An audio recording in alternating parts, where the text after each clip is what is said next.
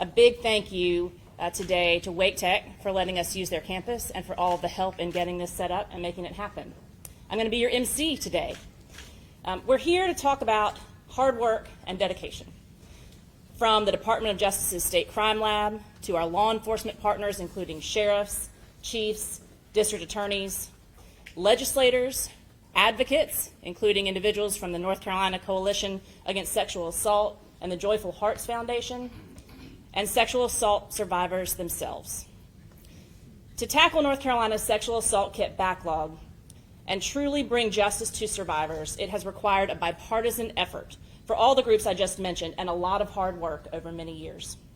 I want to thank one group in particular whose hard work and dedication in this process is unparalleled, and that's the State Crime Lab. Our forensic scientists, evidence and chemtechs, support staffs, administrative staff have spent countless hours planning how to undertake such a massive endeavor, coordinating a global response with our stakeholders, and executing a testing plan to get this across the finish line.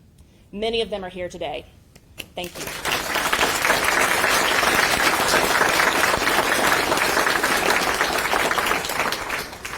Tackling this problem also took leadership. When Josh Stein was sworn in as Attorney General in 2017, he promised to get to the bottom of what he'd heard was a great many untested sexual assault kits in our state. And he took quick action, implementing a kit tracking program, then getting grant funding to begin testing these old kits, and working with the legislature to pass new laws to make sure that we are never here again. Attorney General Stein's dedication, passion, and commitment has brought us to this point. Thank you, boss, for making this a priority and for making sure that our team had the resources to get this across the finish line. And thanks also to all of you for being here today to support this very important effort. We could not have done it without you and your support as our partners. Before you hear from our first speaker, I want to recognize quickly a number of elected and appointed officials who are here with us today. Legislators, Representatives Robert Reeves, Representative Joe John, former Representative Jamie Bowles, Representative Mary Belt, former Senator Floyd McKissick, Sheriffs Charles Blackwood of Orange County, Clarence Burkhead of Durham County, Curtis Brame of Vance County, Bobby Kimbrough of Forsyth County, Quentin Miller of Buncombe County, Danny Rogers of Guilford County, Mike Robertson of Chatham County, Willie Rowe of Wake County, District Attorney Satana DeBerry of Durham County, and Ferris Dixon of Pitt County, President of the North Carolina Association of Chiefs of Police, Chief Henry King of Edenton, Department of Public Safety Secretary Eddie Buffalo, and Department of Adult Corrections Secretary Todd Ishii. We also have leadership with us from the North Carolina Sheriff's Association and the North Carolina Conference of District Attorneys. Thank you all for joining us and your partnership in doing this very important work.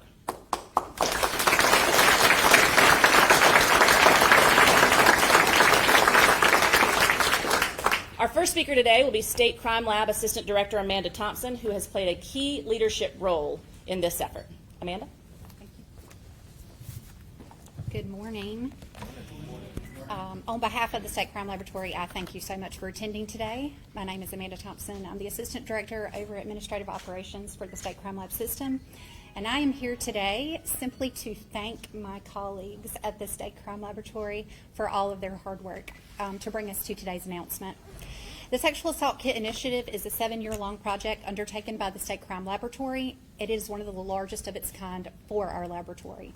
The initiative to test all sexual assault kits inventoried across the state, totaling in excess of 16,000, required hard work from people in multiple disciplines across all 3 of our laboratories, including the forensic biology, DNA database, latent evidence, trace evidence, and toxicology disciplines. Additionally, there was a significant impact to the people working in our evidence control sections in all 3 laboratories for the intake and return of the kits, and the Administrative Operations Division to ensure logistically all parameters for outsourcing were being met, as well as all operational needs were being fulfilled for those kits which were tested internally. The Administrative Operations Division also managed the fiscal resources associated with this massive project, which included management of both the SACI grant and state funding. DNA testing of the sexual assault kits was completed both by an outsourcing vendor, Bodie Technology, and the forensic biology sections of the Raleigh and Western crime laboratories.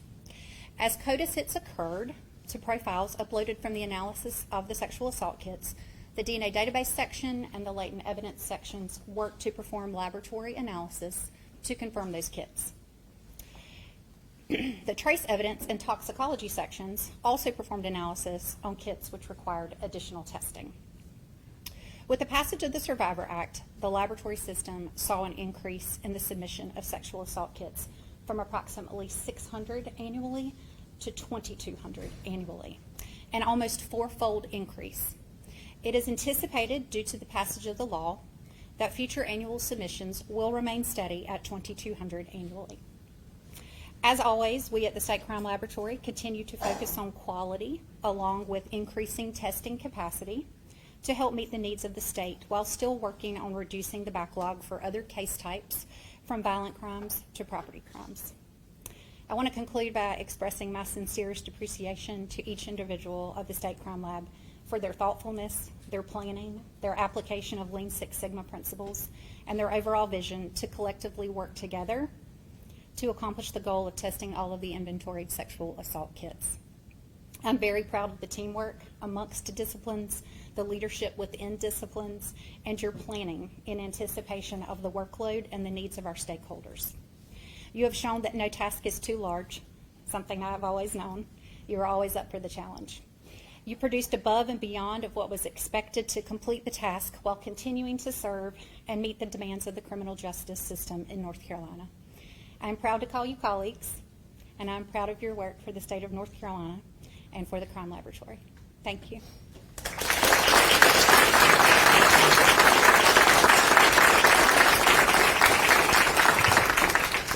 Thank you, Amanda. Our next speaker is Chief Estella Patterson of the Raleigh Police Department. Under Chief Patterson's leadership, RPD has worked to investigate and clear many cold cases. Chief, thank you for your work in this area, and tell us some of your stories. Absolutely. Good morning, and thank you for allowing me to be here today. To Attorney General Stein, thank you so much for the invitation to speak to the incredible work that our law enforcement professionals here in Raleigh, across the county, and throughout the state have done to solve sexual assault cases and to bring closure to survivors and their families.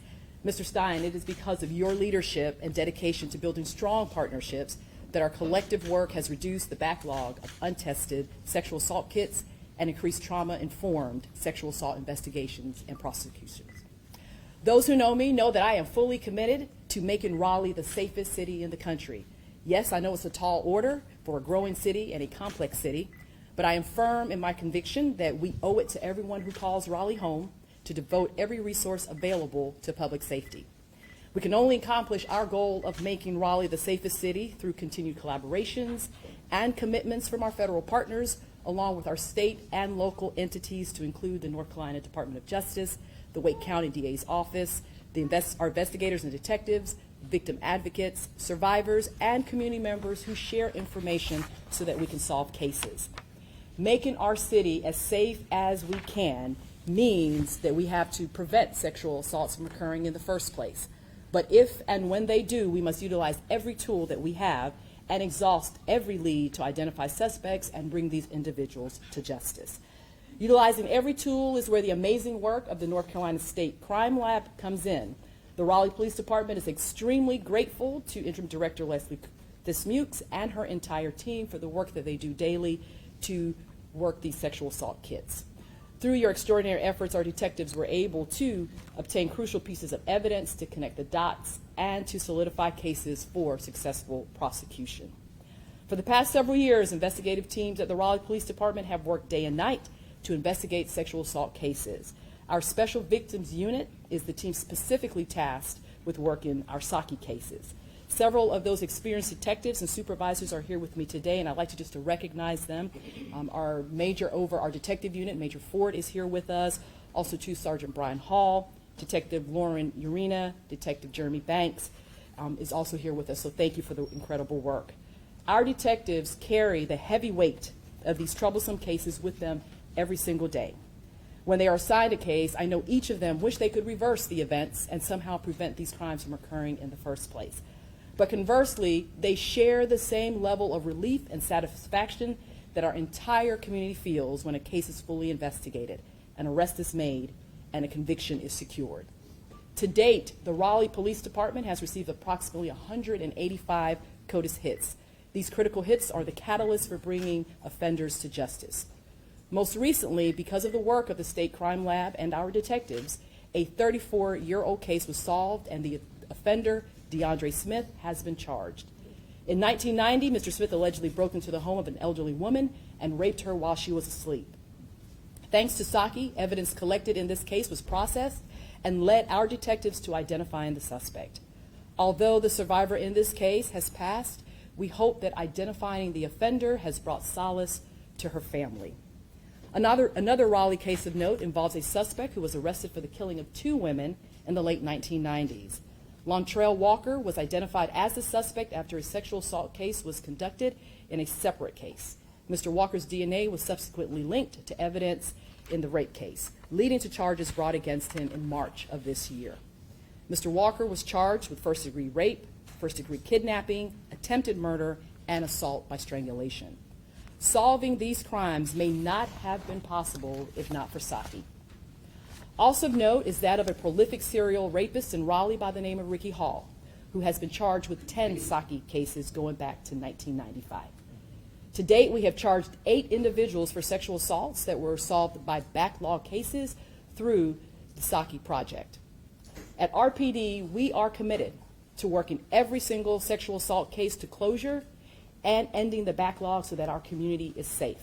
We are confident that more offenders will be identified, charged, and subsequently convicted. Every woman, every man, every teenager, and every child in our city deserves to live, work, and play without the fear of being sexually assaulted, abused, or stalked. To the survivors of sexual assault cases that are unsolved, please know that we have not and will not forget you nor your physical, emotional, psychological trauma that you have endured. We see you and we hear you. You inspire us with your strength, with your courage, and with your perseverance. And at RPD, we will fight for you, standing with our partners, all the partners that we have in this room, to identify your offender and bring him or her to justice, that as we have done with so many cases past. To the offenders who have committed these heinous crimes, we will keep using every resources at our disposal to identify you and to find you. I can promise that the successes of the Sexual Assault Kits Initiative will continue, and the partnerships in our law enforcement community will remain strong. To Attorney General Stein, thank you again for your support of the men and women of the Raleigh Police Department and for the people of our great city. Thank you.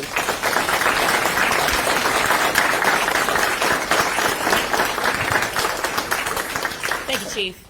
Next, we'll hear from Representative Mary Belk and former Representative Jamie Bowles, who were instrumental in getting the Survivor Act passed in 2019.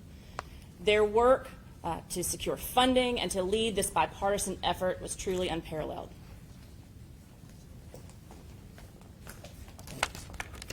Thank you for inviting me here today, Attorney General Stein, and for your commitment to working with agencies across this state to solve this problem.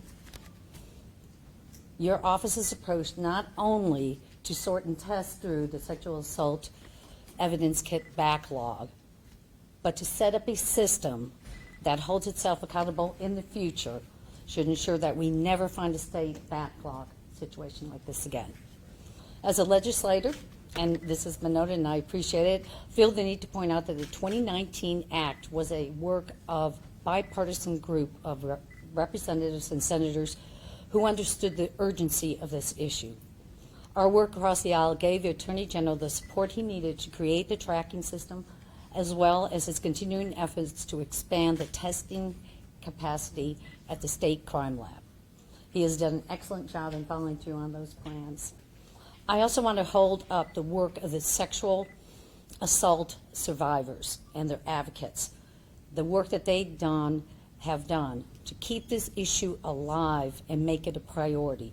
Your work telling your stories and persisting in the face of indifference occasionally hostility, has brought us to this day. I think at times issues become lost in so many different things that have nothing to do with the importance of the issue at hand. We lose sight sometimes of the fact that survivors and communities want people to be held accountable for the crimes. They want effective law enforcement that respects them and follows through on its promises. That is what we were trying to build here, and I think that we got it right. So thank you, and thank you again, Nick.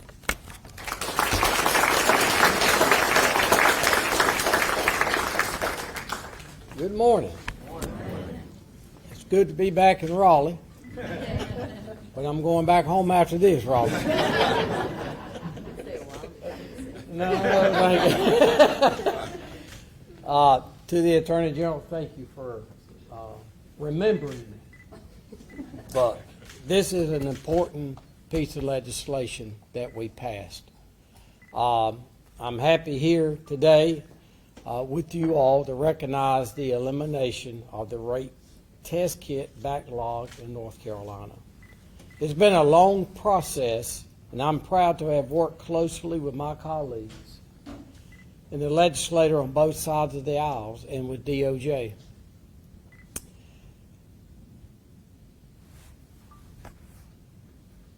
You've already said a lot of things, Bill. I know it. That's why I should have gone first. They won't know. Yes, they will, because it was so important to everybody to know that this was a bipartisan effort. And it took all of us, state, local, and federal, both Republicans and Democrats, all put aside their differences to help to ensure that the innocent victims in these cases were heard. And that's a big accomplishment. It is. I appreciate the General Assembly recognizing the issue of the untested kits and working with the Attorney General to get both legislation and the appropriations for the citizens. I also want to commend the scientists at the State Crime Lab who have worked extremely hard to test the backlog kits while still performing their current mission.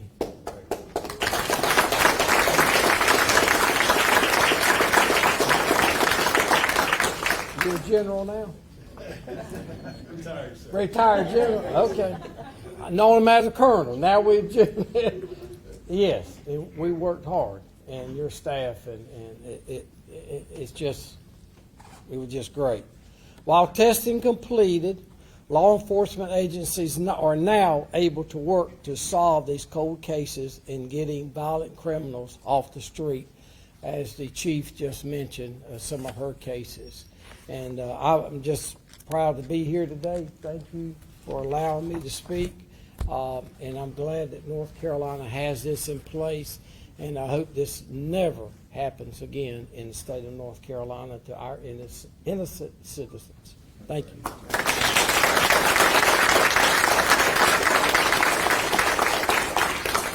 Thank you both for your leadership and for putting justice above partisanship. Survivors of sexual assault are necessarily a key part of investigation and prosecution.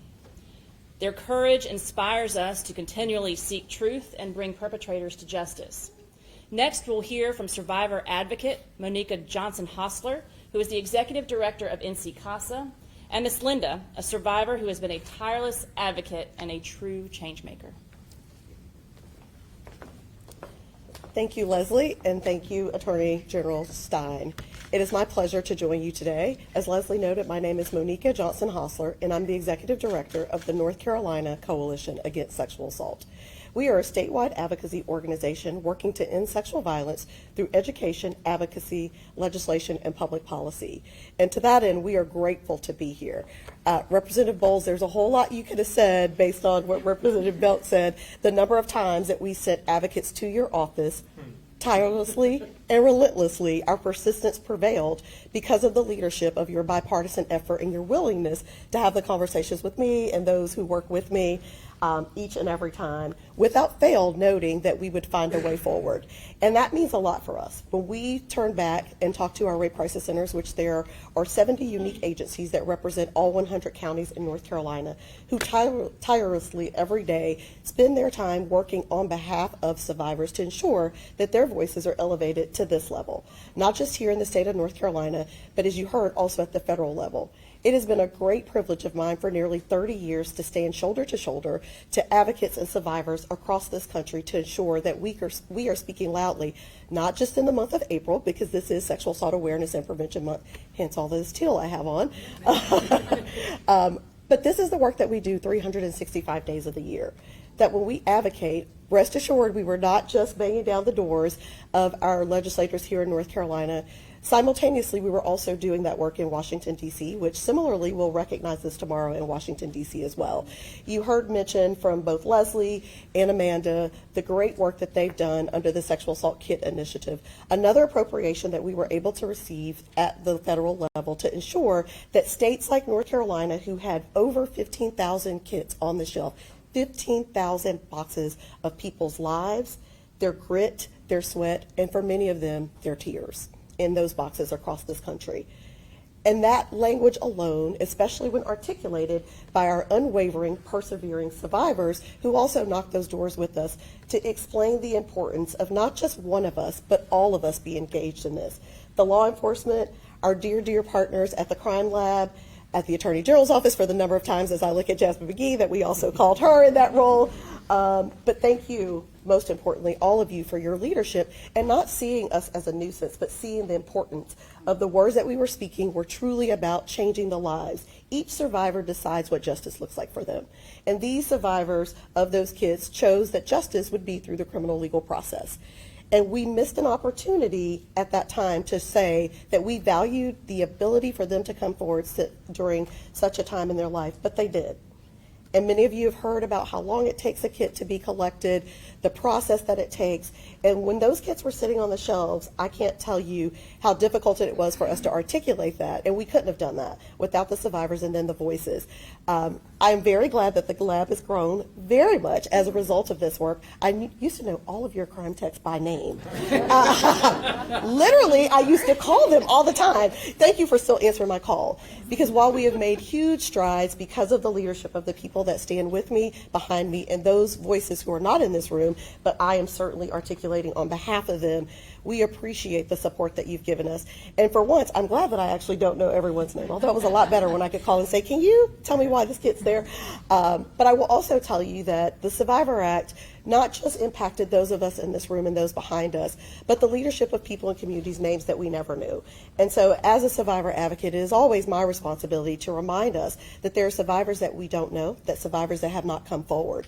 And moving the Survivor Act forward is another step forward for other survivors having the courage and being inspired by people like Ms. Linda to come forward and share their stories and have their evidence collected, because we collectively are showing them that we do believe that the criminal legal system can work on behalf of sexual assault survivors, and we will believe them, we will see them, as Chief Patterson said, and we will collectively continue to move forward. So it is my pleasure to turn it over to the real voices and the real people who are encouraged and unwaveringly doing this work. It is my pleasure to be able to speak on behalf and beside you. And I'll now turn it over to you, Ms. Linda. Thank you so very much.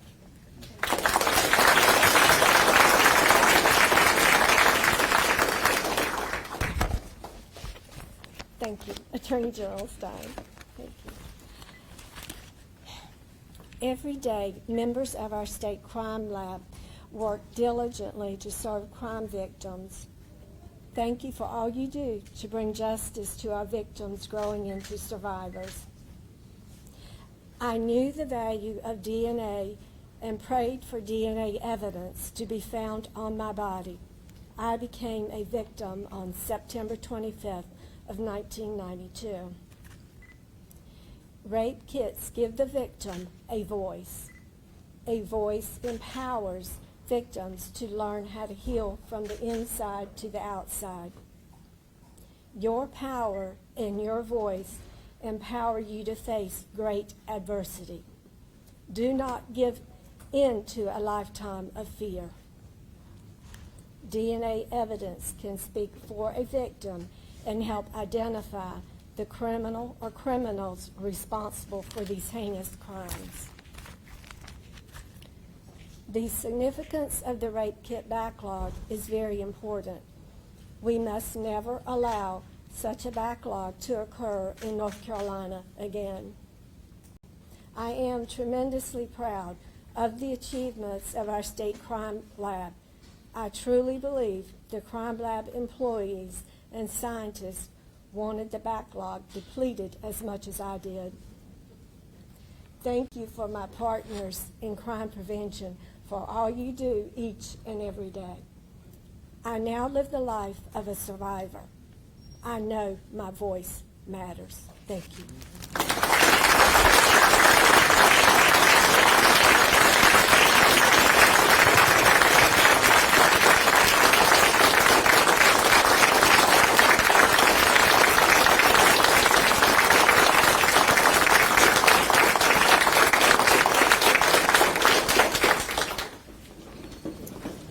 Thank you, Monica, and thank you, Ms. Linda, for your courage. Finally, I'm truly excited to invite Attorney General Josh Stein to the podium to discuss this effort. AG Stein's leadership in marshaling the resources it has taken to get us here cannot be overstated. He has been laser focused on getting these kits tested and doing everything in his power to help law enforcement solve cold cases. AG Stein?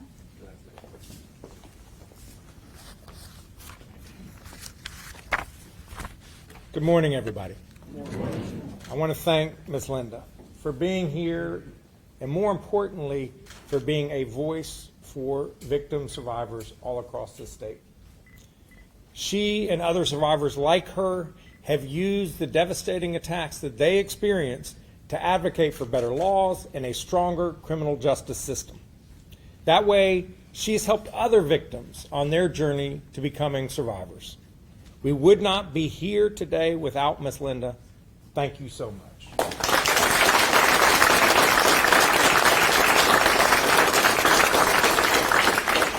I want to thank Leslie, Amanda, Chief Patterson, Representatives Bowles and Belks, Monica, for joining us today. Today, North Carolina has ended the backlog of untested rape kits in North Carolina.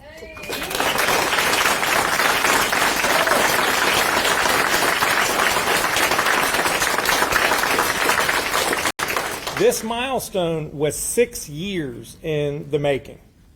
When I took office in 2017, my team started reaching out to law enforcement agencies about untested kits.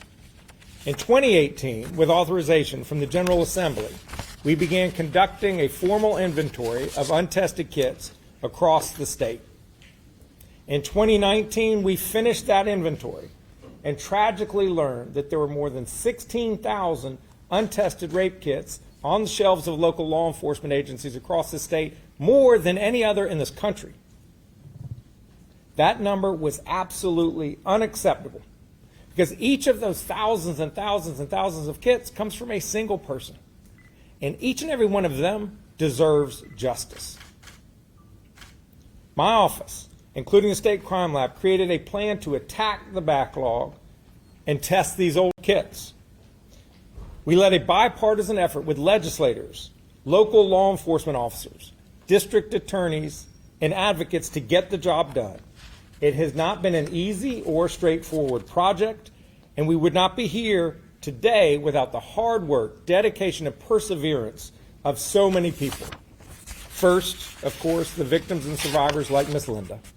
If not for their bravery in coming forward and reporting their assaults in the first place, the process to deliver justice using this evidence could never have begun. Law enforcement agencies, look at all these leaders in law enforcement across the state of North Carolina. They are absolutely committed to keeping their people safe. And they are eager to deliver this evidence and get these kits processed and then take that evidence once they get the hits back, just like Chief Patterson said, and converting that evidence into an arrest. And then, if the evidence so proves, an arrest into a conviction, and then that person put behind bars where they can no longer hurt another citizen in North Carolina. I want to thank the citizens and the scientists and administrators at the State Crime Lab. Their leaders, including Leslie and Amanda here, former Director John Bird is here, all of whom have worked overtime for years to oversee this process and to get these kits tested. Victim advocates, including national groups like the Joyful Heart Foundation and our own North Carolina Coalition Against Sexual Assault and Monica, they've helped us to advocate for funding and to talk with survivors to update them about the new status of their cases so that they don't get re-traumatized in the process of this work getting done. District attorneys who prosecuted these cases to get violent offenders off our streets. Legislators in the General Assembly of both parties, including Representative Bowles and Belks, and many, many others on both the House and Senate sides. They provided much needed funding to make sure that we could hire more scientists and outsource some of these kits so they could get tested more quickly. They passed the Survivor Act, which not only addresses this backlog, but institutes new measures to ensure it never happens in North Carolina again. I want to underscore the bipartisan nature of this effort. Public-spirited legislators of both parties put partisanship aside to attack a serious problem facing our people, and look at the results of that work today. Finally, I want to recognize the Department of Justice, the United States Department of Justice. They were an early partner, providing significant funding to the North Carolina Department of Justice to jumpstart this work. We are so grateful to everyone who has been part of this collective effort. This is the definition of a team effort. So many people played a critical role, and if any one of them had not stepped up, we would not be here today. The submissions have resulted in roughly 2,700 hits in the database. Think about that. 2,700 hits. Those hits have produced arrests throughout North Carolina. Testing these older kits have led to at least 114 arrests so far. We know that these arrests are connected to many more cases than the ones that were submitted because so many offenders are serial rapists. Today, there are sexual assault survivors here in North Carolina who are finally getting to experience justice after what was an absolutely horrific moment in their lives. People like one woman I'll call Ann to protect her privacy. Ann was an employee at a convenience store in Wilmington in 1995. One night while she was working, a man hid in the bathroom late, came out, attacked, and raped her. She reported the crime and submitted the evidence in the form of a rape kit. 25 years later, in October 2020, Wilmington police arrested Freddie Anthony Jackson. The Office of District Attorney Ben David charged him with first-degree rape, first-degree sexual offense, and common law robbery. A jury found him guilty last year, and a judge sentenced him to up to 44 years in prison. Just last week, Durham District Attorney's Office put the final end to a 34-year-old sexual assault case. In 1990, a woman, I'll call Mary, left a baseball game and went to her car. And when she got in her car, at the same time, a man got in with her with a knife. He forced her to drive to repeated locations across the city and sexually assaulted her repeatedly that evening. She had to pretend to have a medical emergency to get away from him. Durham submitted her rape kit in 2021, and the CODIS database found a hit to Samuel Harris in 2023. District Attorney Satana DeBerry, who is here with us today, charged him in June, and he pled guilty to 2 counts of second-degree rape and 3 counts of second-degree sexual offense. He will spend the next 30 years in prison in North Carolina. Ann and Mary are not alone. There are more than 100 victims who have a chance to see justice after experiencing such an awful, horrific moment. And this work is by no means finished. We will be talking to legislators during the upcoming session about the need for additional resources for law enforcement to pursue these cold cases. Because we know that as law enforcement does this work, they will solve more cold cases. more dangerous people will be arrested, more will be convicted, and more will be put in prison where they can harm no one else. We're making sure that a new backlog of kits never builds up again in North Carolina. We're bringing new transparency to the way that we handle these crimes here in North Carolina. Each kit is barcoded so that prosecutors, law enforcement, and especially victims can track the status of their kits. We never want to be in a position again where victims have no idea where their kits are as they wait years and years and years. When we announced the results of the sexual assault kit inventory in 2019, we promised that we would put every effort to delivering justice for victims and survivors. I could not be more grateful that we are delivering on that promise together. There will be more work ahead, more opportunities to seek justice, but at every step we are sending clear messages to victims that we support you and we will do everything we can to deliver justice on your behalf. To offenders, no matter how long ago it occurred, we will hold you accountable. And to the public, we will keep you and your families safe. Thank you so much for being here, and thank you all for your great work.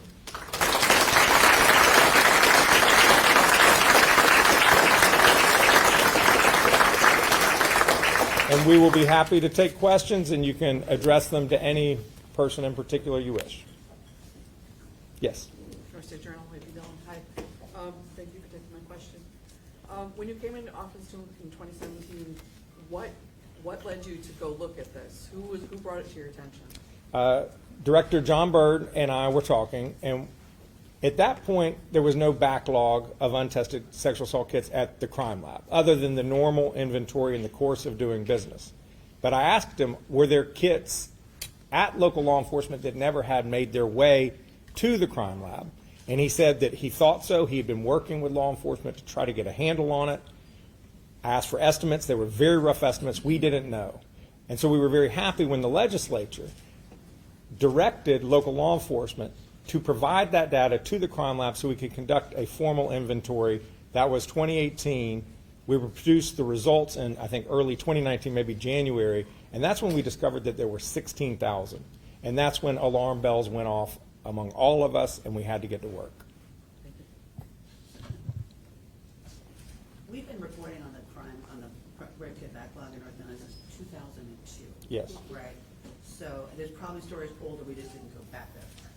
What is taking so long to get this done? It's been 22 years that we've been talking about this. A few things, a few factors are relevant. One is there were not enough scientists at the crime lab back in the day. 20 years ago, there were just not enough. So that there were rules put in place where the lab said, unless you have a known suspect, don't submit your kit. Later, that rule was changed, but it did not get out to all law enforcement agencies effectively. So some thought that they were not supposed to be submitting kits when they could have submitted kits.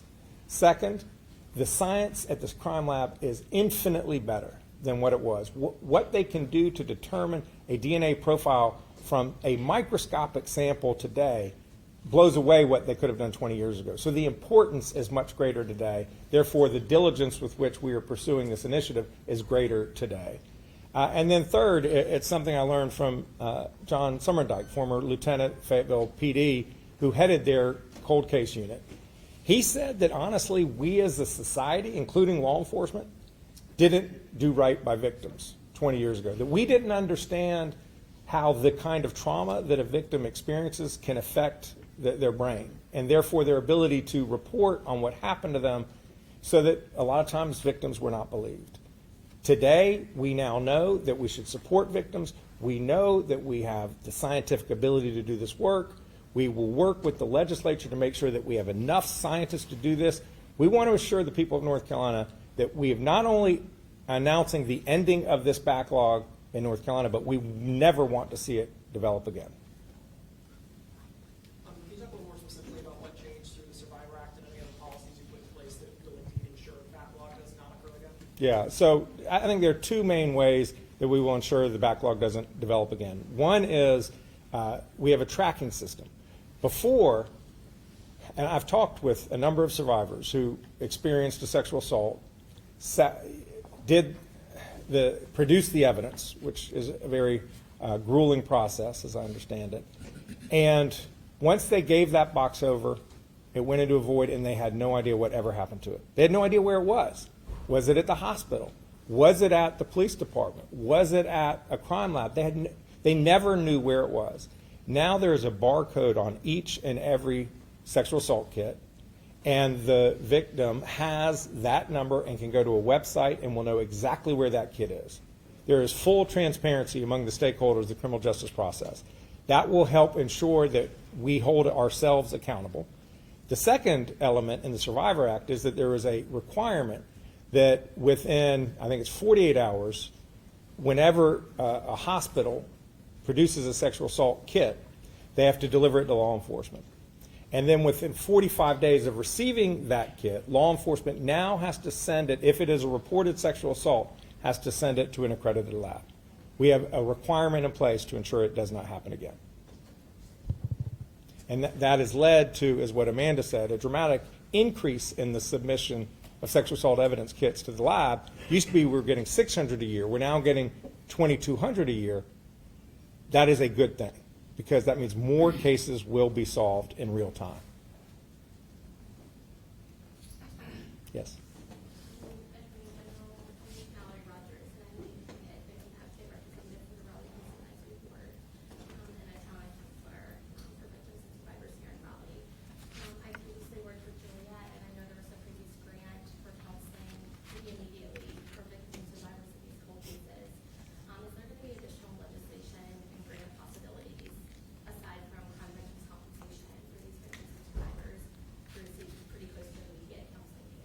Yeah, that's something we will certainly work with Monica on, for sure.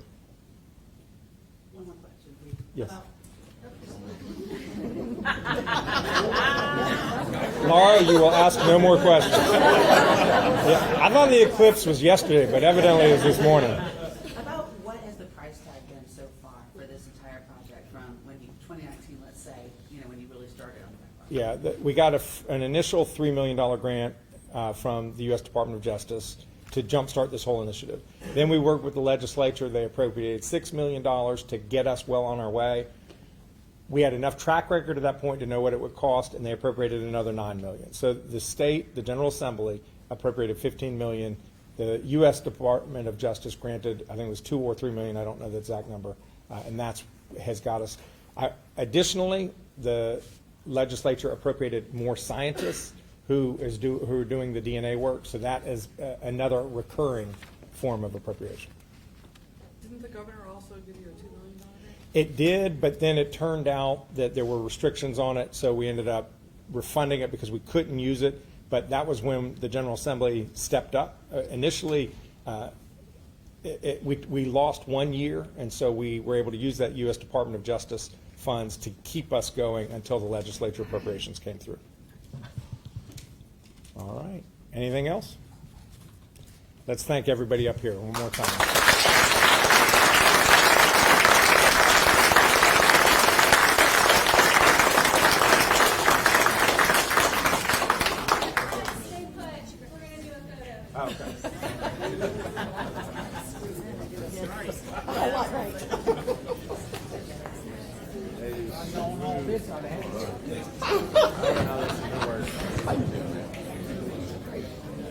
All right, Olivia, how are we doing it? Can you all squeeze in as tight as possible? Create a couple rows. Create a couple rows. Hey, Nas. Thanks. Can you all get in as tight as possible? Come up here, Ms. Lynn.